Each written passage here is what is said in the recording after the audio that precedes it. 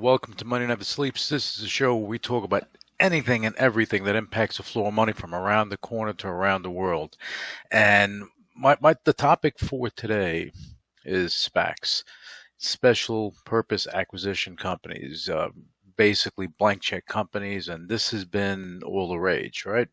You have everything from celebrities, sports stars, big hedge fund guys, and everyone's getting involved in this. Basically it's helping companies that have been growing, and they're looking for that exit. They're looking to go public so they can access the capital markets a little more, and they can grow the companies the way they need to. Now, the issue is that right now you have so many SPACs out there, and you have companies out there that want to work with the SPACs, right? They want to work with the SPAC because it avoids a seriously lengthy time that it takes to go public. Whether you're doing a direct listing, whether you're doing an IPO, it takes time. You have, and I'm just looking at a laundry list of SPACs that have come out. You have, again, sports stars that are doing it, and you have existing companies like 1-800-Flowers.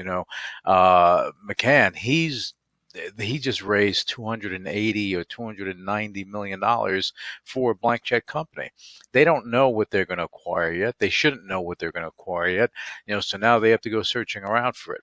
Now you have a lot of SPACs out there, and they're there. They don't have the acquisition yet.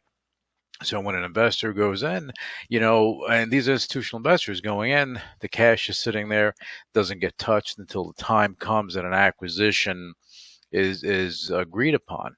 And part of that, look, whoever the manager is, they make out like fat cats in the deal, because for the most part, they're retaining, 10, 20% of the deal.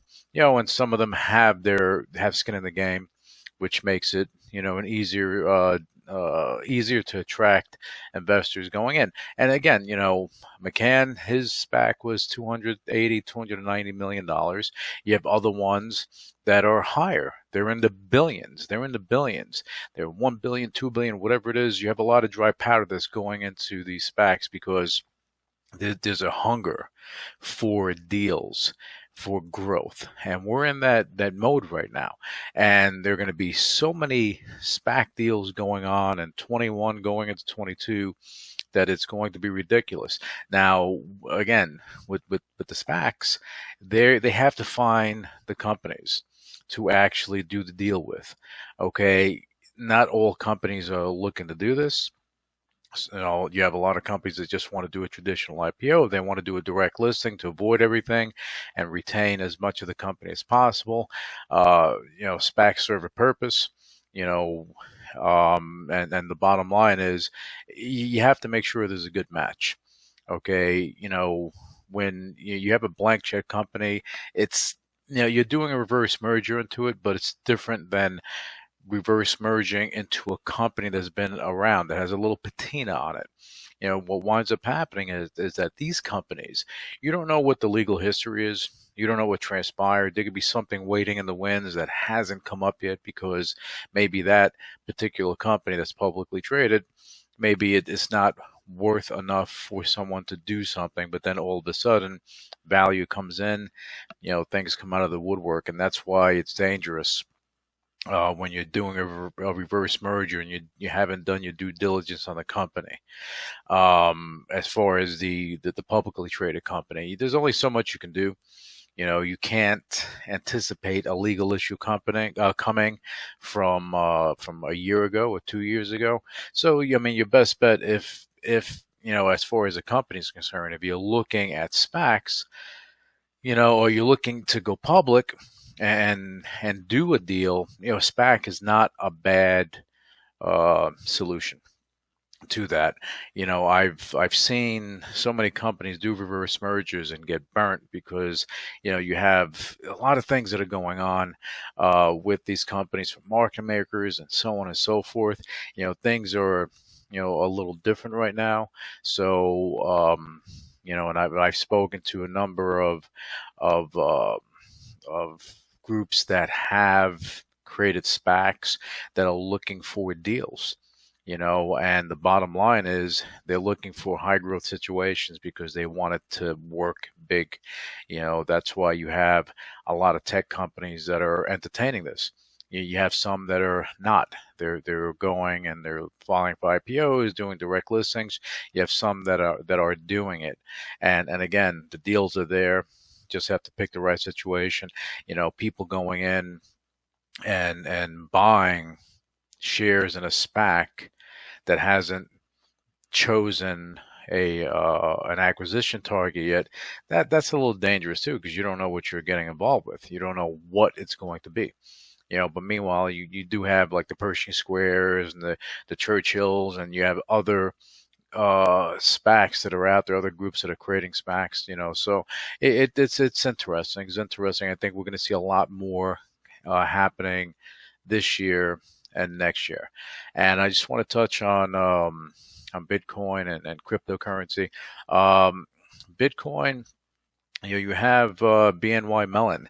They just made an announcement that they're going to allow for their account holders to actually, they're going to offer them Bitcoin and other crypto that they can hold in their account, that they can go and send, and they can trade, and they can do all this stuff, whatever they're doing, and accept payments doing that. I think that it's going to be, that's where things are going to go. You're going to have all the major banks that are going to, at one point or another, they're going to allow this. You have PayPal, you have Square, you have other, neobanks that are allowing this because it makes sense. So now you have traditional banks, some of the older banks that are starting to wake up and say, hey, you know what? Maybe, just maybe we need to do this because it is the future. You have so many people out there, millennials that are out there, and they're doing the Reddit trades. They're involved in that. Be careful with that. And I said this yesterday, and you can see it now with all the cannabis stocks coming in. They're coming in because what happened? Okay, it already had to rise. The pump happened and the dump happened. They may have large short positions, but doesn't mean that it's going to be you're going to have a GameStop situation. That GameStop in the beginning, not in the end. You'll have the end. We see it already. But look for value. You need these the companies that are fundamentally sound in that arena.